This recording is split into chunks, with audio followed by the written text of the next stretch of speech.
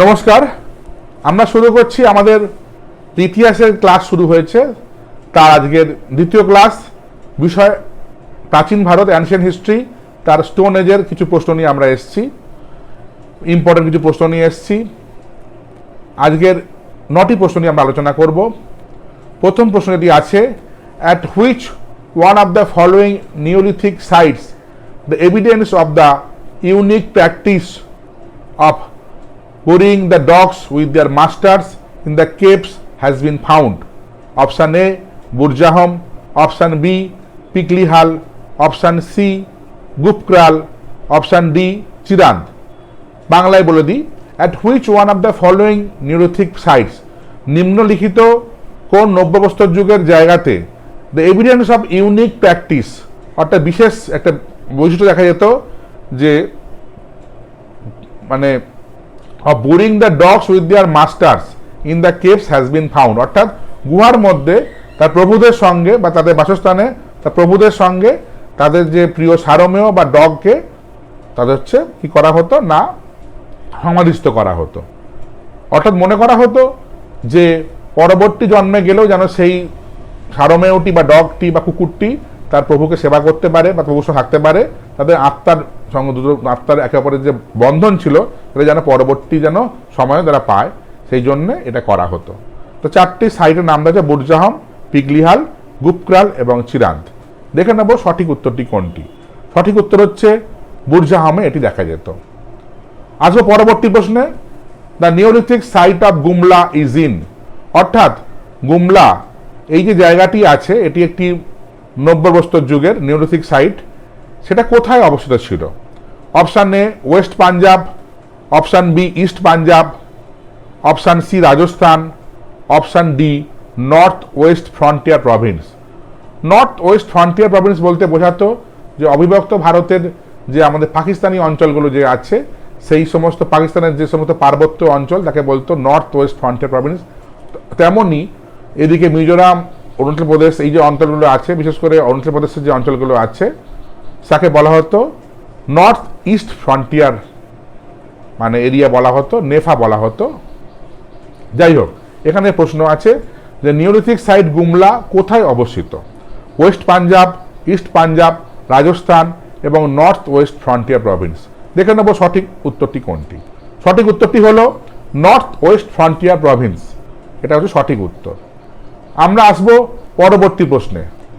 পরবর্তী প্রশ্ন যেটি আছে, which animal figures most in the cave painting of mesolithic age, অর্থাৎ মেসোলিথিক অর্থাৎ মধ্যপ্রস্তর যুগীয় সময়তে যে গুহাচিত্রগুলি আছে সেখানে কোন প্রাণীর ছবি বেশি দেখা যেত?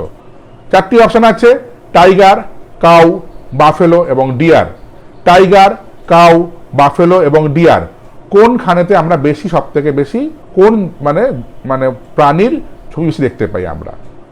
সঠিক উত্তরটা দেখে নেবো আমরা কি। সঠিক উত্তরটি হচ্ছে ডিয়ার, অর্থাৎ হরিণ।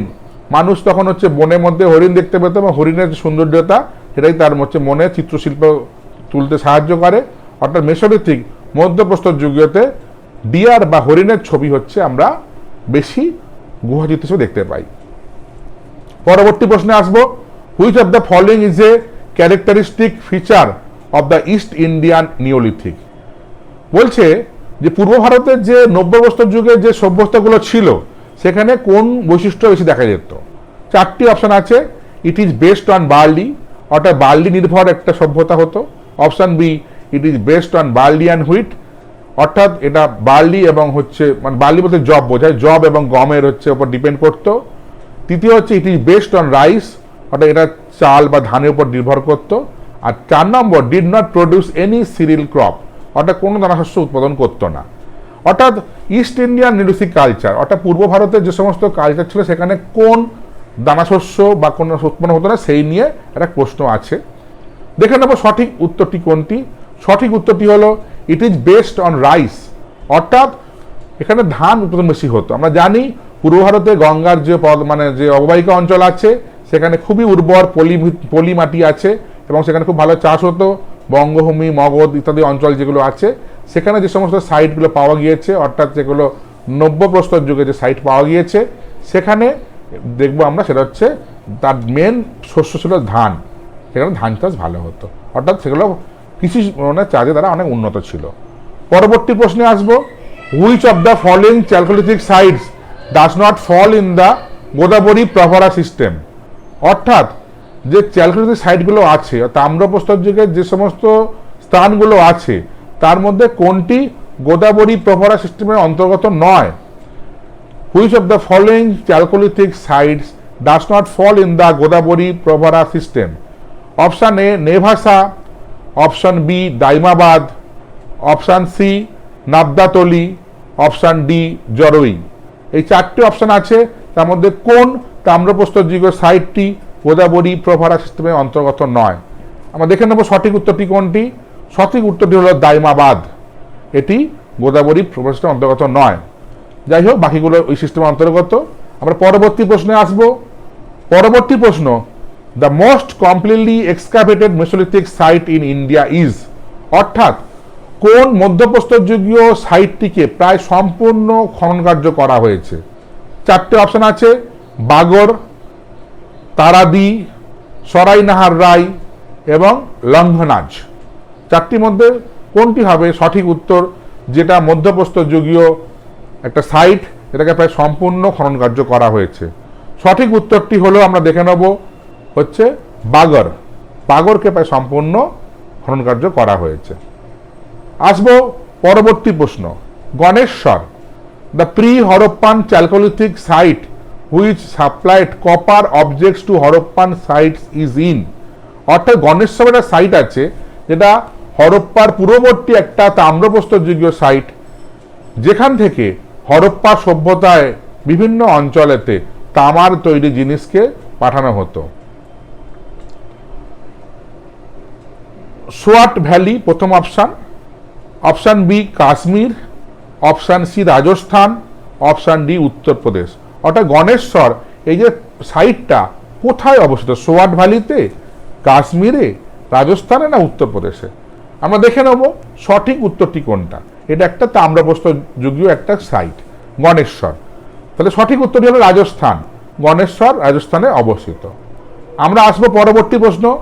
পরবর্তী প্রশ্নটা হচ্ছে, the most number of chalcolithic cultural sites were found along the river, অর্থাৎ তাম্রপ্রস্তর যুগীয় যে সমস্ত কালচারগুলো আছে সেগুলো প্রধানত ভারতবর্ষে কোন নদীর ধারে ছিল?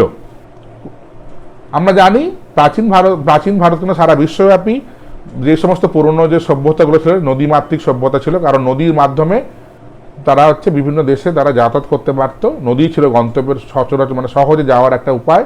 সেই জন্য সব নদীমাতৃক সভ্যতার মতোই ভারতবর্ষে যে তাম্রপ্রস্তর যুগীয় যে সমস্ত সাইটগুলো ছিল, স্থানগুলো ছিল, সভ্যতাগুলো ছিল, সেগুলো প্রধানত কোন নদীর ধারে ছিল? Option A Chambal, option B Narmada, option C Tapi এবং অপশন ডি হচ্ছে সাটলেজ। চারটি নদীর কথা বলা হয়েছে, সাটলেজ হচ্ছে শতদ্রু নদী। আমরা দেখে নেব সঠিক উত্তরটি কোনটি। সঠিক উত্তর হচ্ছে তাপি। তাপি নদী, আমরা জানি তাপিতে অন্যতম হচ্ছে একটা পশ্চিমবাহী নদী, যেটা মধ্যপ্রদেশ সব বিভিন্ন অঞ্চল দিয়ে গিয়েছে, ভারতের মধ্যভাগ দিয়ে গিয়েছে। সেখানে সমস্ত তাম্রপ্রস্তর যুগীয় যে সমস্ত সাইট ছিল সেগুলো হচ্ছে এখানে ছিল, প্রধানত বেশিরভাগগুলো ছিল। পরবর্তী এবং শেষ প্রশ্ন, the Agrahara is early India ওয়াস, অগ্রহারা প্রাচীন ভারতে অগ্রহারা কথাটা কাদের বোঝানো হতো, কি অর্থে বোঝানো হতো? Option A the name of a village or land granted to Brahmins, অর্থাৎ ব্রাহ্মণদের উদ্দেশ্যে যে গ্রাম বা জমি দেওয়া হতো তাকে বলা হতো অগ্রহারা, একটা option. Option B the garland of flowers of agar, অর্থাৎ আগার ফ্লাওয়ারের তৈরি ফুলের মালাকে অগ্রহারা বলা হতো।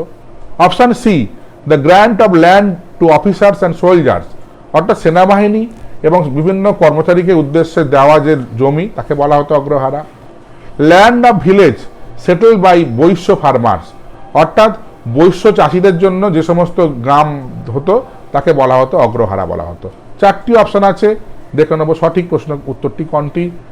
সঠিক উত্তরটি হলো the name of a village or land granted to Brahmins, অর্থাৎ ব্রাহ্মণদের উদ্দেশ্যে যে গ্রাম দান করা হতো তাকেই বলা হতো অগ্রহারা।